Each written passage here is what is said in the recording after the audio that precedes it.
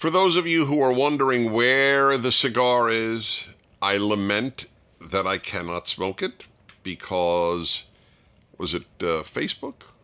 Or was it, Facebook. Would not allow us to promote my Fireside Chats if I smoked a cigar.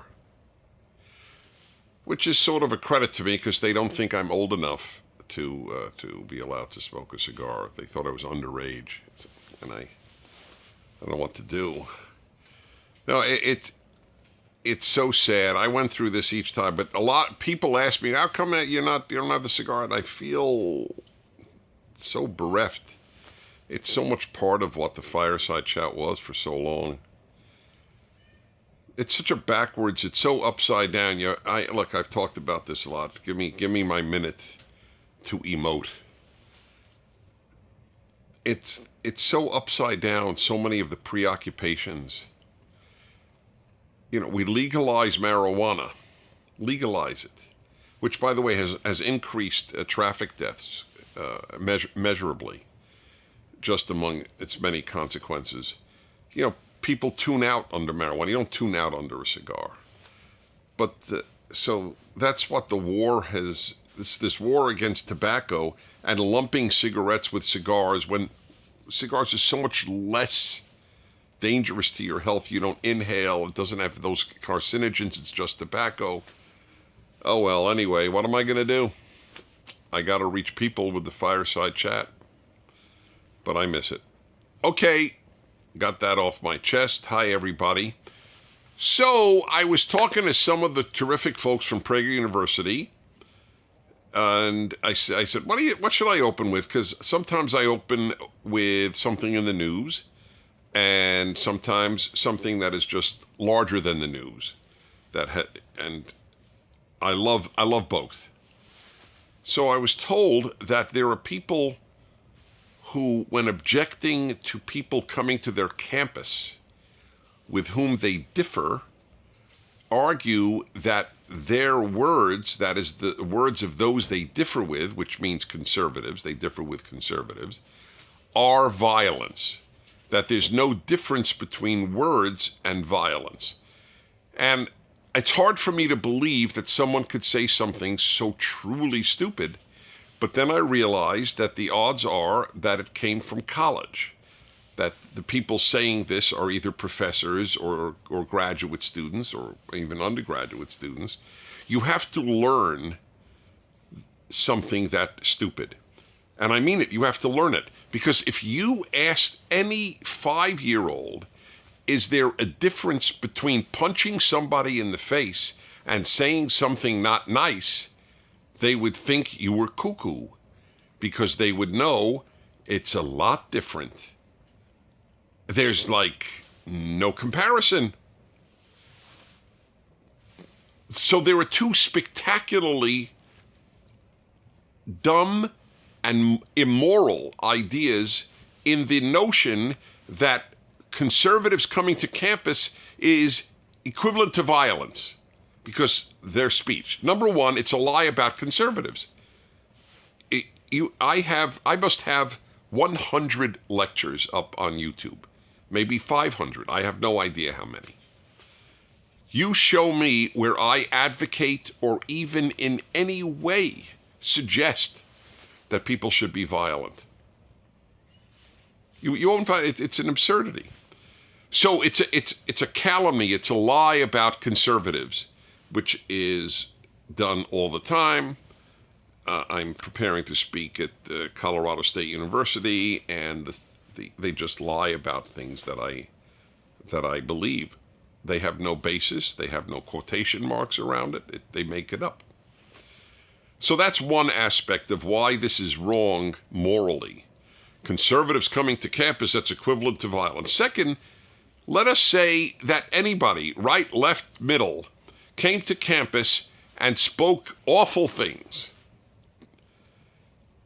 How could that be equivalent to violence? Speech may advocate violence, and that's approaching the evil of violence. But violence is violence, excuse me, and speech is speech. The moment I heard this nonsense that speech is violence, I thought, wow, I wish we could ask the 6 million Jews that the Nazis butchered whether they would have preferred to be insulted or gassed. What do you think if we could resurrect them, they would say?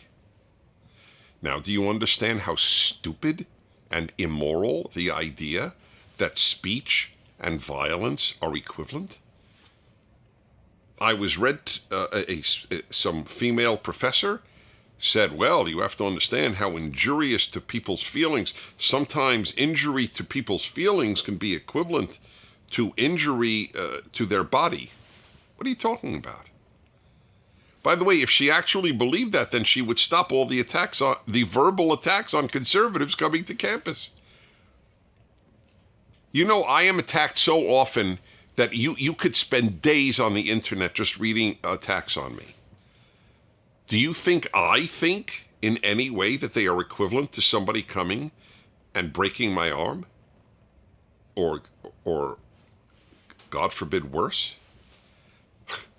How could somebody come up with such an idea that speech is violence? That's like saying yes is no.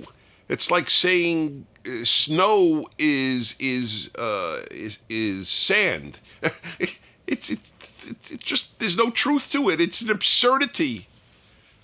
How could you possibly take such an idea seriously? It's painful. This is the stuff, if you're a college student, this is the drivel that you are taught. Speech is violence. Speech can lead to violence, but it isn't violence. I shake my head every day because on my radio show, which I do every day, every Monday to Friday, 3 hours, and I bring these examples of how the left is, and I'll use this word, raping language. This is a rape of language. They mock the idea, the very same people who say speech is violence, mock the idea that it is in any way possible to compare false accusations of rape versus actual rape. And I think that the rape of a person's name can be compared to the rape of a body. Can be, not on all occasions. Sometimes the rape of the body is much worse, but sometimes the rape of a name is worse. What do we have other than our name? That's all we have on this planet. What the regard with which people have in thinking of us. So they say these horrible things. It's ironic. They use violent language, but I still will say it's not comparable to violence. People on the left routinely call any of us conservatives six herb, sexist, intolerant, xenophobic, homophobic, Islamophobic, racist, and bigoted. But I don't consider that violence. I consider it lies. I consider it defaming, but it's not the same as violence. If you have ever heard that speech is violence, you must understand how equally dumb and immoral that comment is. And that is the reason that I've opened up today's Fireside Chat with a brief discussion of that idea. One more thing that you should know. If you are hurt by something you hear, I'm about to tell you something, especially if you're on the young side of life, but even a lot of older people don't know this. You determine how much you're hurt. See, if I break your arm, you don't determine how much damage was done to your arm. That's objective. There's an objective reality. The bone was broken in the following 3 places. That's an objective fact. But if your heart is broken or your ego is hurt, and I don't use that term ego as a negative, just if your self-image is hurt or whatever, that's not objective. That's subjective. I'm not denying that it happens. I'm saying you determine how much damage it will do to you, words. You just don't let them damage you. You have to determine. You have to be mind-driven in life.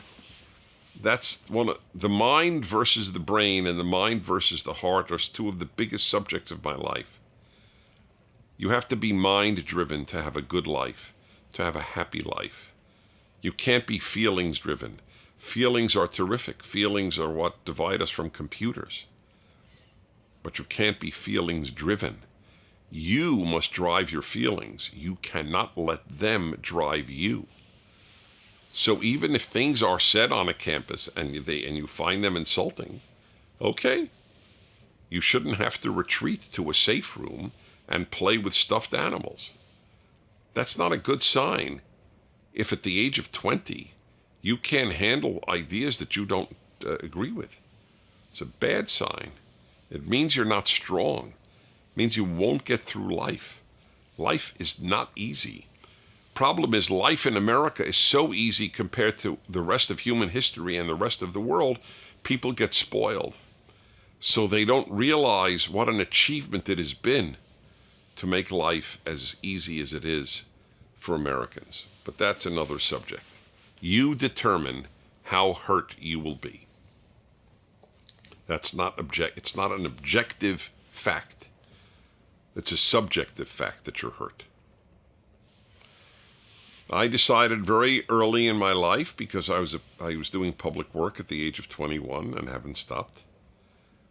I decided, and this is a very good piece of advice, I decided that, or I made a sort of a rule for myself. Dennis, if you let compliments go to your head, you're going to let insults go to your heart. And so I decided compliments won't go to my head and insults won't go to my heart. And that's exactly the way it worked. You can't have one without the other. If you let compliments go to your head and puff you up and you start thinking you're terrific and so on, then you're going to be really hurt by the insults. But if you thank people for the compliments and sincerely thank them, it's a lovely thing that a person has said something nice about you to you, but you don't let it go to your head, then the insults won't go to your heart. Okay, guys, it is time for your questions. Okay, here we go. Ashley, 23, Los Angeles, California. What are your thoughts on someone claiming the pro-abortion platform is supported by libertarian philosophy? Well, libertarianism and pro-abortion have nothing to do with one another. You could be, if you're a strict libertarian, you might say, let anybody who wants to have an abortion have one. Any woman who wants an abortion can have one. That might be a strict libertarian position. But you would have to argue that there is no moral component to libertarianism. And I don't know if that's true. Libertarianism is, liberty is the central belief. I share it. You want the government to be as out of people's lives as possible. I share that too. These are great American values. But no libertarian would say, for example, that, I'm a libertarian and I'm pro-choice on bank robbery. Of course not. No libertarian would say that, because they draw a moral line.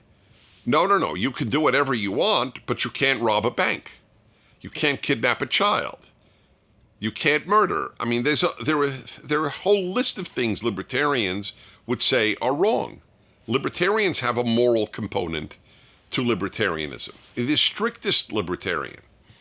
So they might say, look, the government should stay out of legislating this because people differ on what abortion constitutes, whether it's murder, whether it's homicide, or whether it's removing a pimple. Okay? Which is what it is for a fair number of people. It's removing a pimple. But they would have to acknowledge it depends on your attitude toward abortion, what your attitude might be with regard to its legality. I have a video at Prager University on the morality, not the legality. And I make that clear in the opening of the video. I'm not talking about legality. That's pro-choice, not pro-choice. I'm just talking about the morality. A libertarian has to think, just like non-libertarians have to think. So a libertarian is obligated to think through what is the morality of abortion in, let us say, the 6th month. How about the 9th month? And likewise, well, what about the first week? Okay, fine. I respect a thought-through position, but you have to think it through. You can't use the excuse, I'm a libertarian, therefore I don't have to think morally. Sorry, that's a cop-out. Libertarians are also obligated to take moral positions. They could be confused, fine. They could be ambivalent, fine, but they have to take some position. So, and the ultimate question with regard to the human fetus, I won't even say baby, the human fetus is, does it have any right to live? Do we have any obligation to protect it? Or is it essentially an ingrown toenail? Nobody, correct, has ever advocated preventing a woman from cutting out an ingrown toenail, right? Or 1,000 other things with their own body. So the argument a woman can do what she wants with her own body is a non sequitur. It has nothing to do with the issue of abortion because it's not her body, it's in her body. I mean, that's just intellectually dishonest, the statement she could do whatever she wants with her body. We agree a woman can do whatever she wants with her body. Okay? Conservatives do not have a position on the legality of tattoos. You want to have a tattoo? Have a tattoo. So you would have to argue then that extinguishing the life of what it is you're carrying, that if you carry the term will be fully human, extinguishing that life is as morally a non-issue as getting a tattoo. That's what you would have to argue. But you have to argue something. Once again, being a libertarian does not absolve you from moral thought. Okie dokie. Next. Lee, Leigh, 24, Kansas City, Missouri. Do you have any advice for a college senior who is still not sure what she wants to do with her life? Well, this I could talk to you about all day.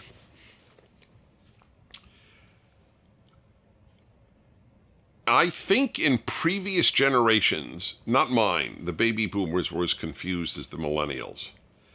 But the parents of the baby boomers, I'm a baby boomer, the parents of the baby boomer generation and parents before them and before them and before them and before them, they didn't have this question. The vast majority of people throughout the vast majority of cultures knew what they wanted to do with their own life at a very early age. And what was it? They wanted to get married and to make a family and to have a community. That's what they wanted to do. This has been killed since the 60s.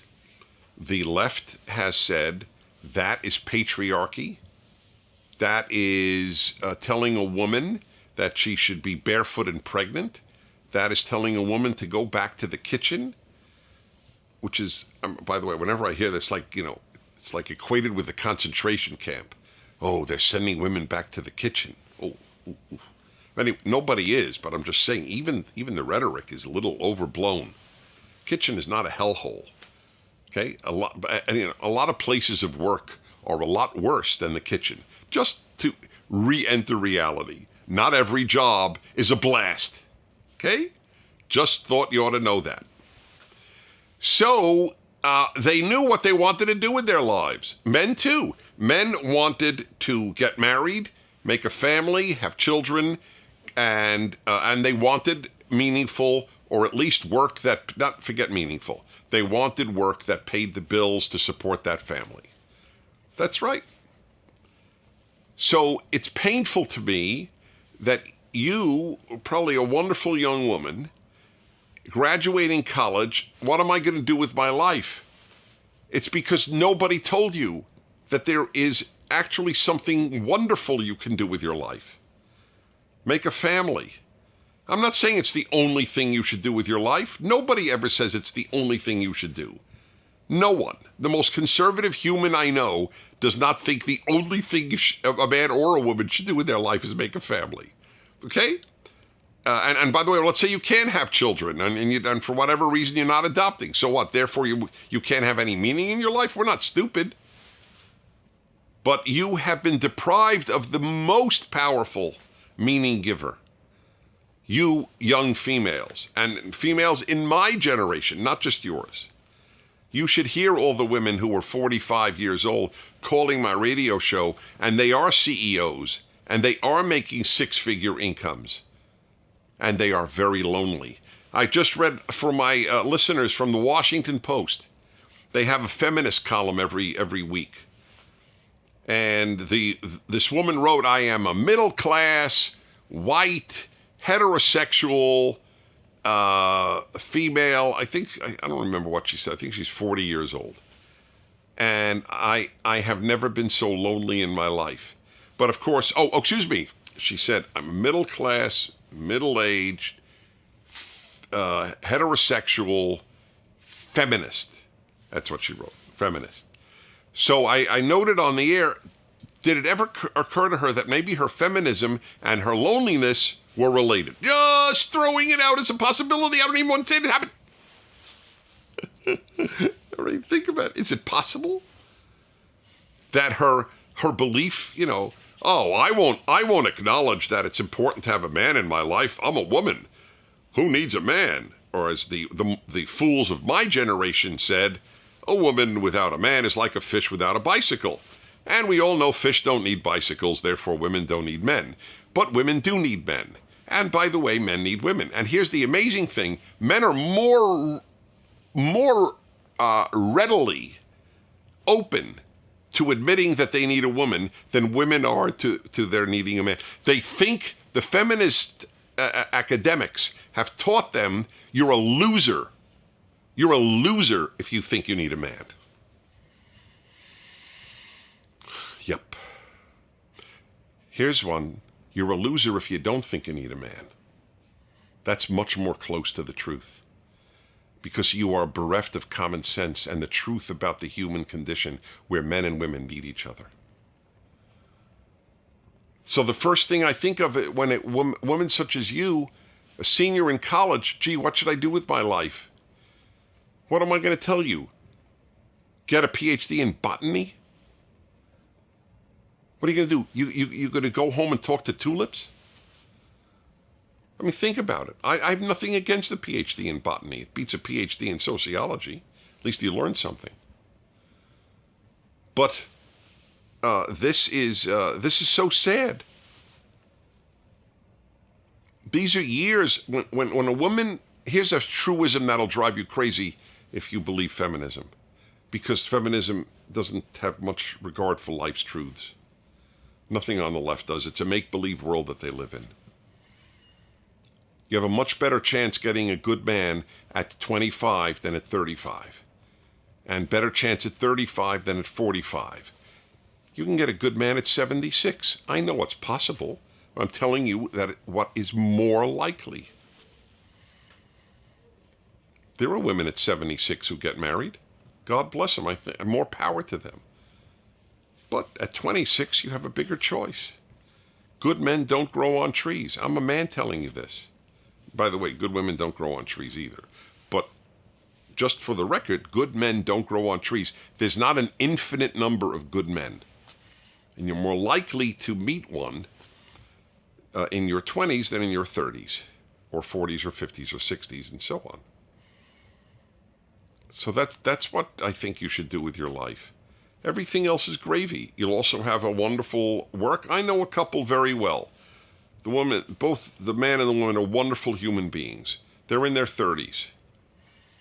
She has 2 daughters, and she is completely committed to being a model of strength to her daughters. That she is a working woman and works full time, brings in her share of the income, and now she's not so sure. Why is that a better model for my daughters than being there for them when they come home from school?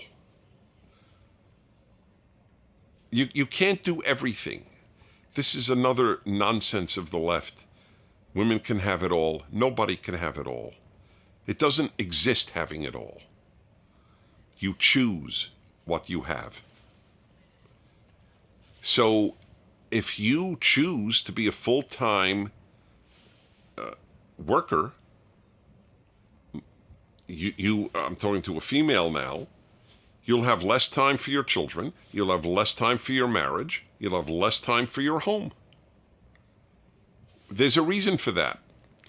Are you ready? This is unbelievable. This is an insight that has sailed over the left's heads.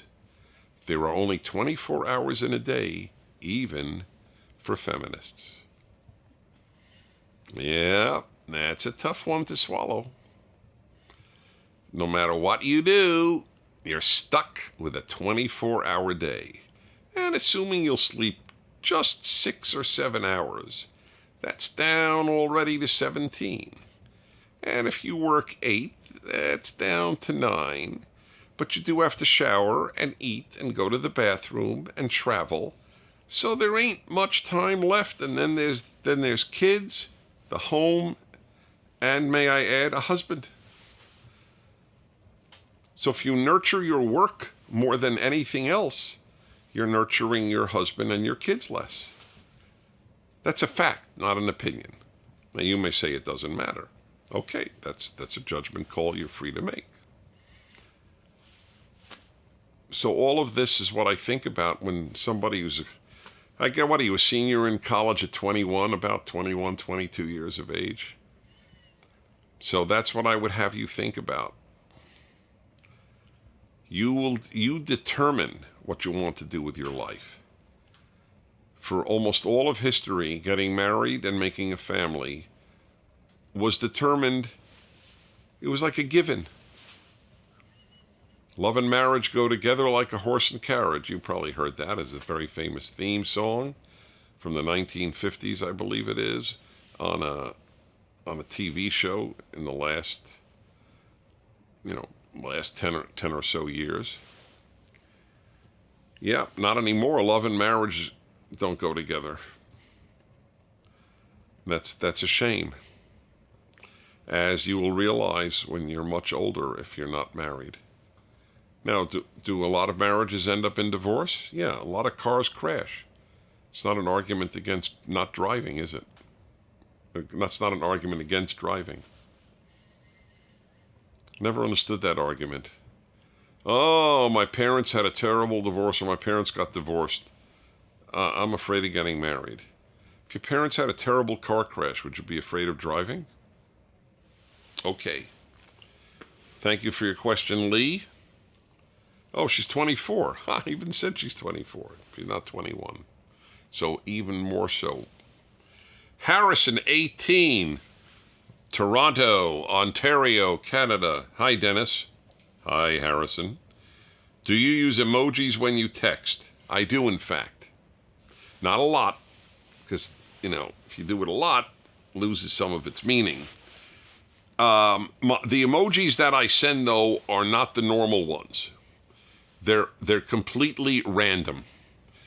So for reasons that I don't know other than aesthetics, I periodically will send a text and put up the Albanian flag.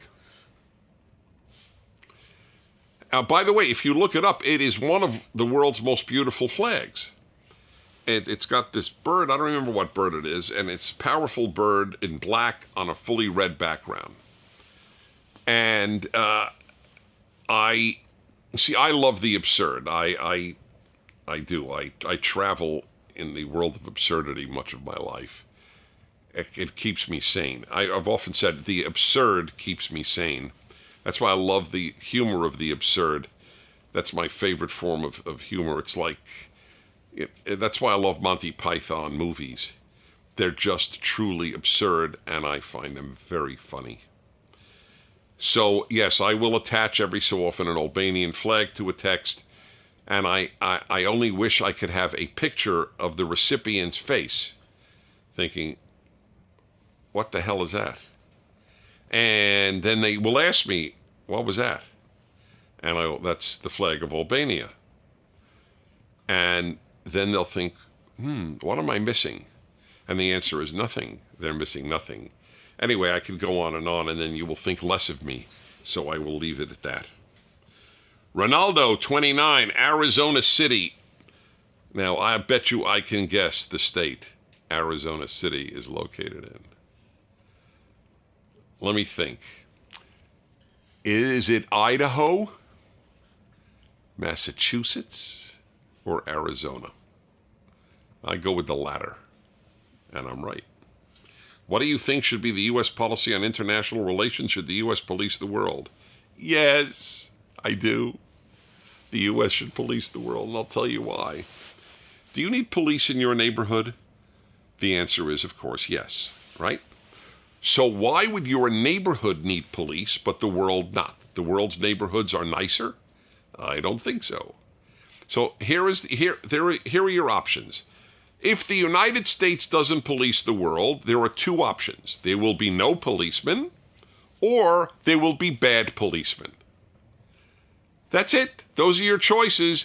That's only if you want to live in reality. If you went to college, reality is not a factor in making such determinations, because they live in a make-believe world of imagine. It's all John Lennon's Imagine. So here is a perfect example. What are your options? If the U.S. doesn't police the world, somebody else will, or nobody will. If nobody does, there will be a massive increase in cruelty on Earth, in rape, in torture, in murder, in incarceration, in deprivation of liberty. That's what will happen if there was no policeman. Just as if there were no policemen in your neighborhood, there would be an increase in rape and murder and burglary, etc. Correct? Correct.